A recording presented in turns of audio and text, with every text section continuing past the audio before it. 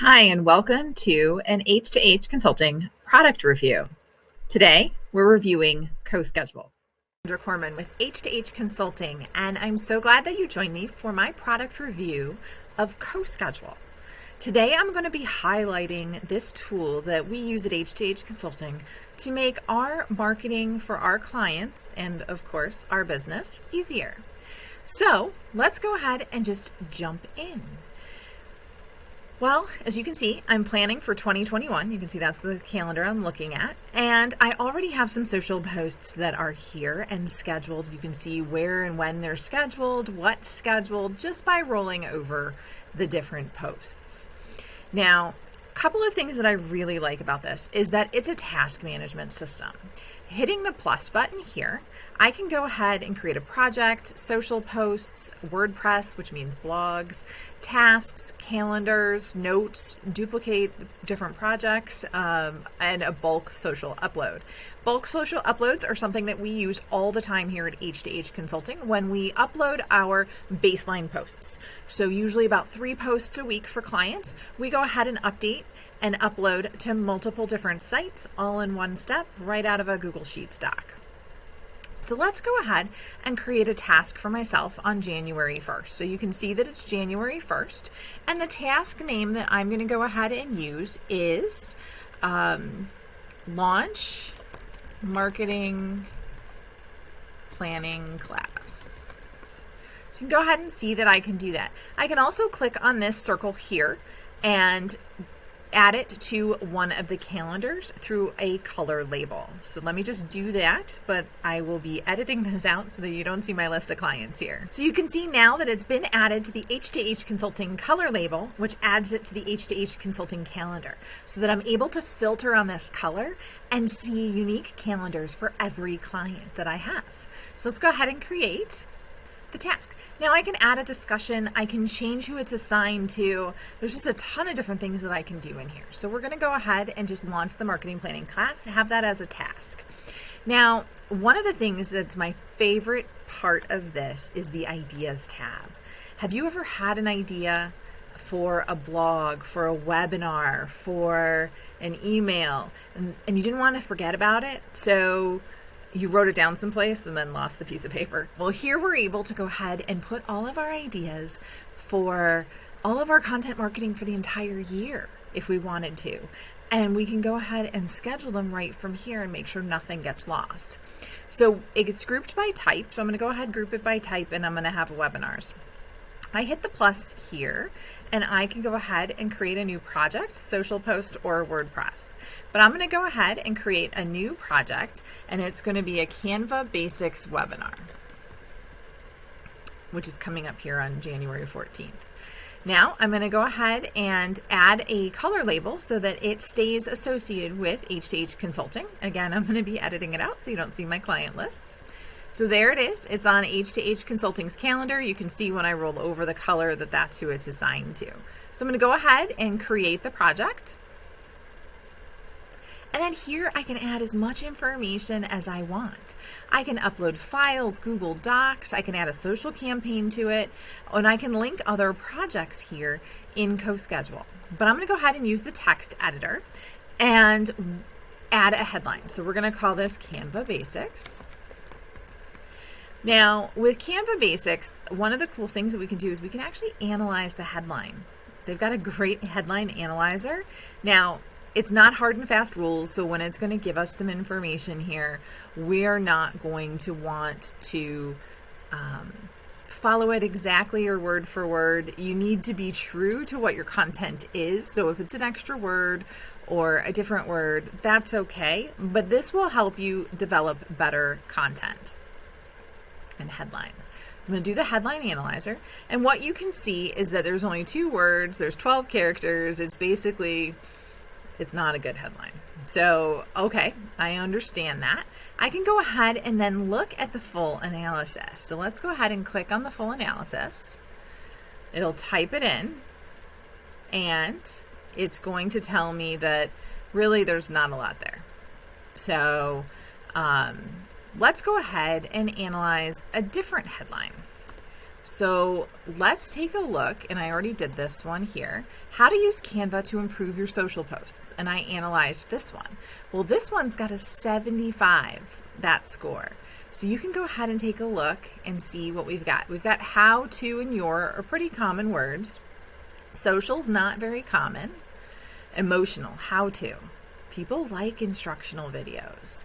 And then improve is a power word. So it is a great addition to the word balance to figure that out and see how that goes. So how to use Canva to improve your social posts. All right, so let's go ahead and analyze this headline. And again, it'll analyze it in here. So as you see, it's still a 75. So you can see the emotional, the power, the uncommon, and the common word balance. So we have a 75 score. We've got we're a little bit over on words and a little bit light on characters. But again, we're in that green area, so we're good. If I needed 20 words for it, then we need 20 words for it. It's not optimized for social if you're working that way, but again, be true to your content first and then use this second to go ahead and improve it a little bit. So let's add some text about what we're going to be covering in the webinar. So let's start with, we're going to do social graphics, right? From a template. Let's do social graphics from scratch. And then we're going to go ahead and let's do a flyer from a template and a flyer from scratch. And maybe we'll go ahead and add in a proposal here, because that might help a lot of businesses brand up their proposals a little bit nicely. So this goes ahead and gives us all the information that we need. We can also insert links to content if there's certain things that we want to show. We can, again, add attachments. There's a lot of different things that we can do. I can also add tasks on the webinar. So prepare content. And maybe I want to go ahead and do that 3 days from today. And then maybe I want to go ahead and, add another task of schedule webinar. And maybe I want to do that on the 30th. And then maybe I want to actually do the webinar on a different day. So I can schedule all the different pieces that I would need to create this webinar here in this idea section. It automatically saves everything as I go. So I'm going to go ahead, click out of that. And now you can go ahead and see that this webinar idea is here in the ideas tab. So I can close it or reopen it anytime I want. And then when I'm ready, I can go ahead and drag and drop it to schedule it. Isn't that awesome? So then this is a draft. It's scheduled for 7 p.m. Well, that's not going to happen, right? So let's move this to 11 a.m. and save it here. And then you'll see that it still kept the dates that I put in here, but I can go ahead and add new tasks and schedule them when they're published, before they're published, the day after they publish. So we can go ahead and send an email to webinar attendees. We'll go ahead and we'll schedule that the same day. So after they attend the session, they'll get some additional information from us. And it'll go ahead and really just allow us to plan everything out. So this is currently a draft. I can change it to pending review or even schedule it. And I can even move it back to ideas if I'm not ready for it yet. So let's go ahead. We'll close this out. And you can go ahead and see this information there. Now, the other thing that we use this for a lot is social media. So let's go ahead and do a social media post. We're going to pick, let's do a Happy New Year's post on Friday, January 1st. So we're going to do social. We can do a social campaign where we do multiple posts around one link or one idea. Or we can go ahead and do a social message, which is just one message, and then a buffer message. Buffer messages are best for Instagram. And the best and really the only way to post to Instagram through CoSchedule. So we're going to do a social message. I'm going to go ahead and add a social profile. Click click and add multiple social profiles to this, and we'll go ahead and do that right now for you. I cut out the clicking part so that you don't have my client social profile information. But what I'm going to go ahead and do is just put Happy New Year from all of us at H2H Consulting. And then I'm going to go ahead and add an emoji. I use the Windows key and then the period, and it'll bring up my emoji keyboard. So let's go ahead and do a big smiley face. And then let's see if we've got something celebratory. This is fireworks, so that sounds appropriate for Happy New Year. And then I'm going to go ahead and add a color label again.